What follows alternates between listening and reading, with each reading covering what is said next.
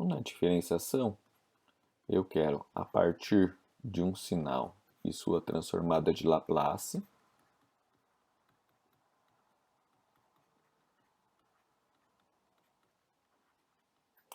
encontrar a transformada de Laplace da derivada desse sinal.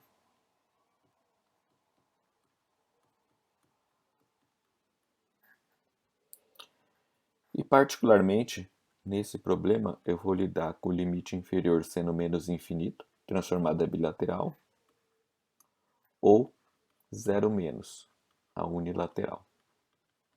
Então, vou fazer uma demonstração genérica em função de um limite inferior genérico, depois a gente analisa para o caso de ser menos infinito e mais infinito. Tá? Então, o que eu vou fazer vai ser, dado x de s, integral de b até mais infinito. Esse b vai ser zero menos,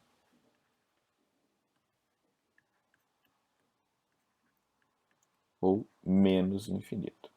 É só para a gente ter ciência bem clara dos valores possíveis para essa variável. X de t e na menos st dt. E vou fazer uma integração por partes, u dv.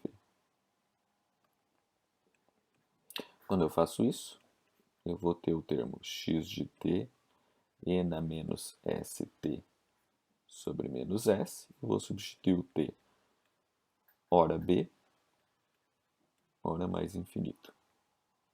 Menos integral de menos b até mais infinito, e na menos st sobre menos s, derivada de x de t dt. dt. E aqui está a minha derivada, efetivamente, cuja transformada eu quero encontrar. Vou escrever aqui, x de s será. Então, vou começar aqui substituindo os termos. Eu vou fazer a substituição de maneira simbólica. Tá? Então, eu vou ter 1 sobre s negativo. Então, eu vou ter aqui x de t e na menos st para t igual a mais infinito, menos x de t e na menos st para t igual a b. Estou fazendo isso porque depois a gente vai pensar, e se t tendendo a zero, e se t tendendo a b, que a gente avalia justamente por conta desses exponenciais e questões de convergência associada, porque esse termo, veja, é o núcleo da integral, e a gente avalia se ele converge ou não quando calcula a área, então deixo mais exposto isso. Mais integral de b até mais infinito.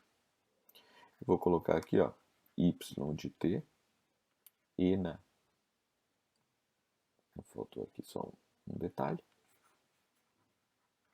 Essa é constante, então posso colocar aqui 1 sobre s, integral de b a mais infinito, y de t e na menos st dt, certo? O nosso y. Fiz isso porque fica mais evidente aqui a transformada do y de s. Então, veja, tenho s em todos os termos, vou passar multiplicando, então eu tenho sx de s, e como está negativo, vou passar esse termo em chaves para outro membro, mais, vamos replicar aqui, x de t e na menos st para t igual a mais infinito, menos x de t e na menos st para t igual a b.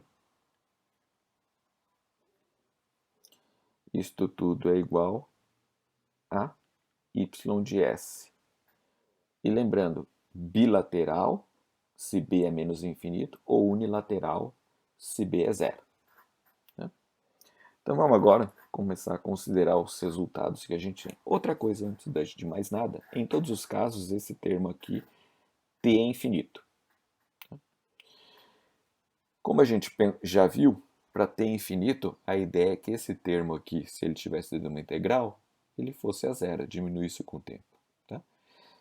Então, se a convergência absoluta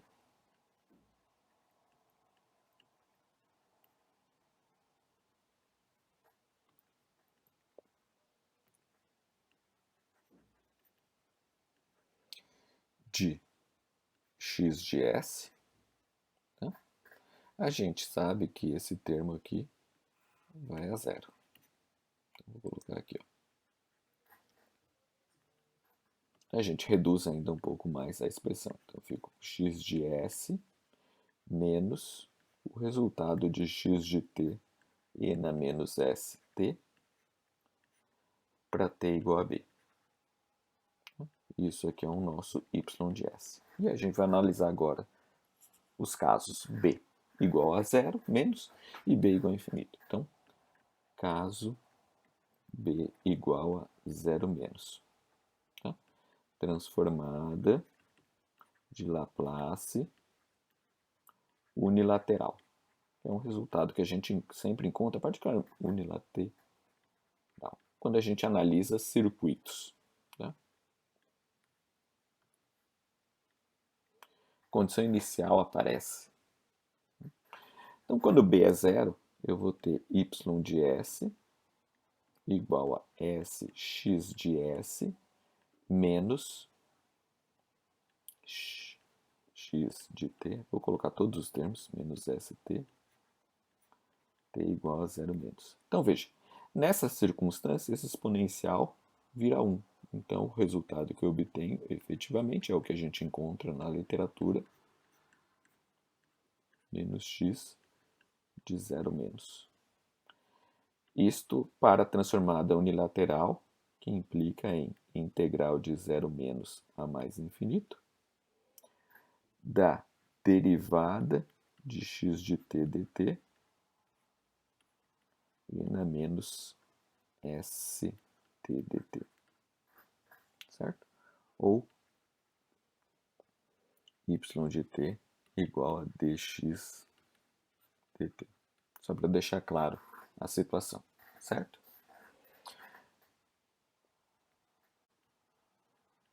Então vamos ver agora diferenciação sucessiva.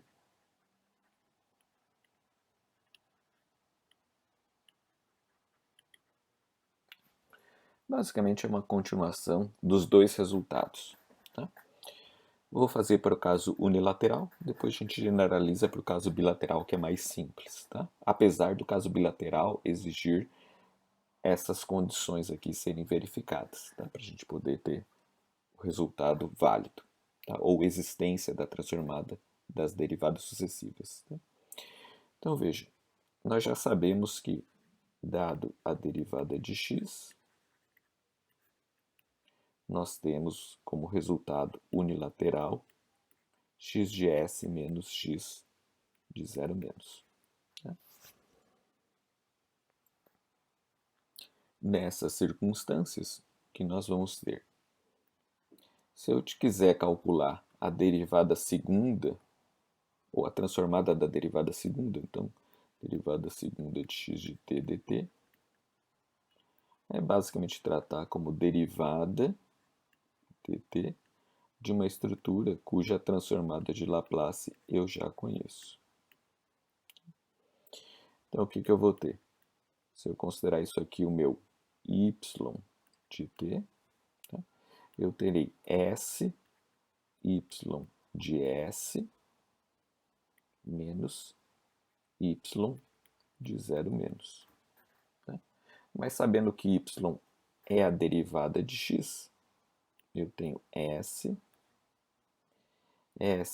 x de s menos x de zero menos derivada de x dt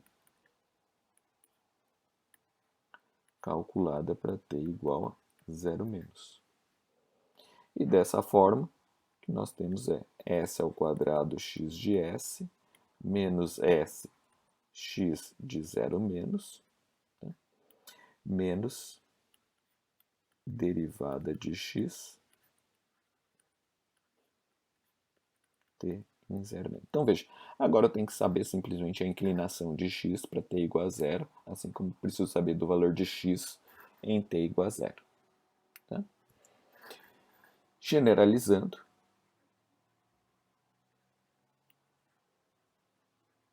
então só colocar aqui bem claramente, caso unilateral.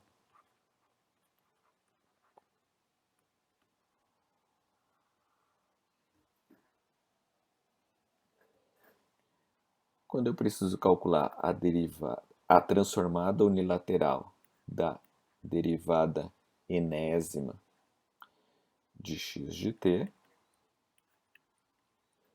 isso é obtido por s elevado a n x de s menos somatório n igual a 1 até n maiúsculo, s n menos n minúsculo, multiplicando o valor da enésima menos 1 derivada de x de t em t igual a 0 menos. Tá? Então, veja que preciso saber a inclinação, que só para a gente ter uma regra de contorno, para nós termos, se n igual a 1, tá? Então eu vou ter Sn menos 1 derivada ordem 0 de x. Se n igual a 2, Sn menos 2 derivada primeira de x de t para t igual a 0. E assim sucessivamente. Aqui a gente tem uma regra, vamos dizer assim, de recorrência. Tá? Lembrando, checar região de convergência de y de s. Tá? Por quê? Porque esses termos SNs aqui podem eliminar, na verdade esse aqui, pode eliminar polos e zeros das funções. Desculpa, eliminar polos de x de s. E aí eu tenho uma mudança da região de convergência de y de s em relação a x de s. Se não mudar a região de convergência, é a própria região de x de s. E aqui, rapidamente, caso bilateral.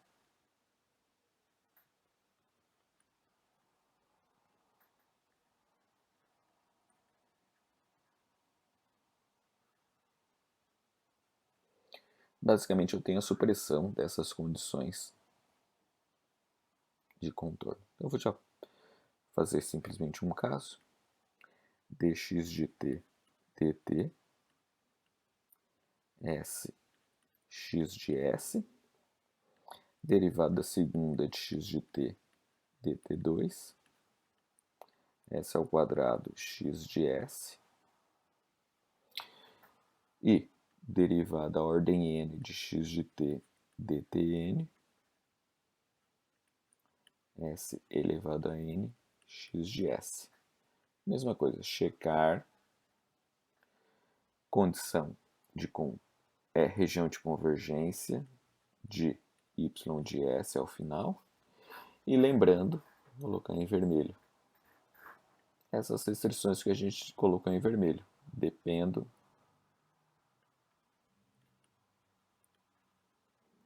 da convergência de E na menos, vou colocar aqui, é exatamente essa expressão, ST, para t tendendo a menos infinito, tá?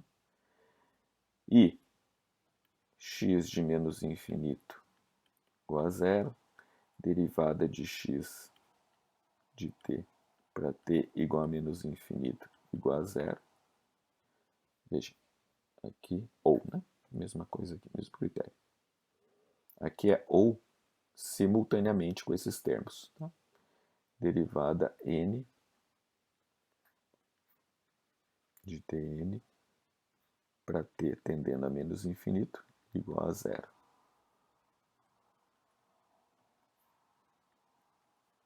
Tá? A bilateral tem essa questão, tá?